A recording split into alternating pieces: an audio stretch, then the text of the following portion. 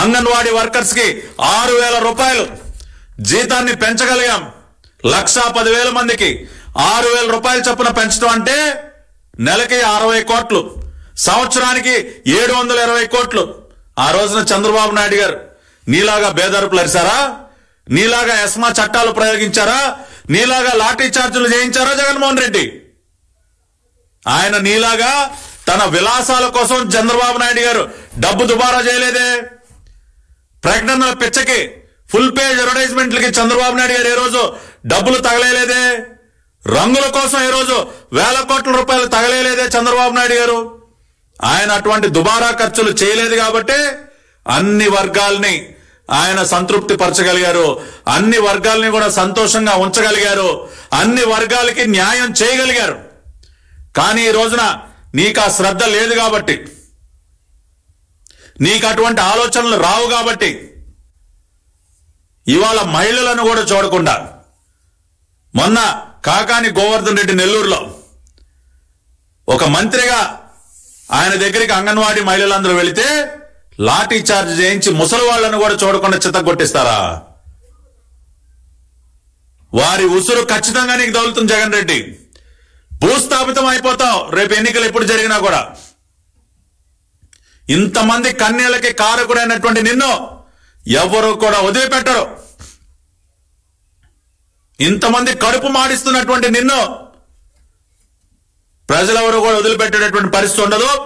కాబట్టి వాళ్ళు ఒకటే చెప్తా ఉన్నాం, డబ్బు లేక కాదు, ఒక పక్కన లక్షల కోట్ల రూపాయల అప్పు, రెండో పక్కన 1,000 కోట్ల రూపాయల దుబారా తన సొంత విలాసాల కోసం. డబ్బు లేక కాదు, మనసు లేక, ప్రజలకి న్యాయం చేయాలన్న చిత్తశుద్ధి లేక, యూజ్ అండ్ త్రో, వాడుకుని వదిలేయటమే కదా జగన్మోహన్ రెడ్డి నైజం. ఆ రోజున ఓట్ల కోసం వాడుకున్నాడు. మీకు అది చేస్తాం, ఇది చేస్తాం, అది ఇస్తా, ఇది ఇస్తానని చెప్పి. ఇవాళ ఆయన పదవీ కాలం పూర్తయ్యే సమయంలో ఏమయ్యా మీ పదవీ కాలం కూడా పూర్తయిపోతుంది, ఏమైంది మీరు ఇచ్చినటువంటి హామీ అని చెప్పి వాళ్ళు అడిగేసరికి ఈయనకి పట్టరాని కోపం. లాఠీ చార్జీలు చేయిస్తాడు, ఎస్మా చట్టాలని ప్రయోగిస్తారు.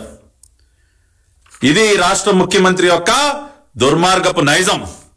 ఈ వాస్తవాల్ని దయచేసి రాష్ట్ర ప్రజలందరూ కూడా గ్రహించండి.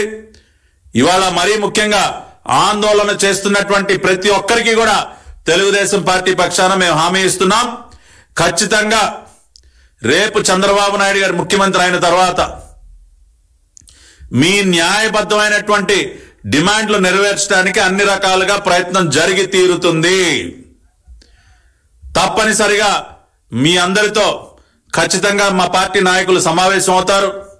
ఇప్పటికే అనేక ప్రాంతాల్లో మా పార్టీ నాయకులు, మా రాష్ట్ర పార్టీ అధ్యక్షులు అచ్చెన్నాయుడు గారు కానీ, మా సీనియర్ పాలిట్ బ్యూరో సభ్యులు కానీ, మరి మా పార్టీ జాతీయ అధ్యక్షులు చంద్రబాబు నాయుడు గారు, నారా లోకేష్ గారు, వీరందరూ కూడా మీకు సంఘీభావాన్ని తెలియజేశారు.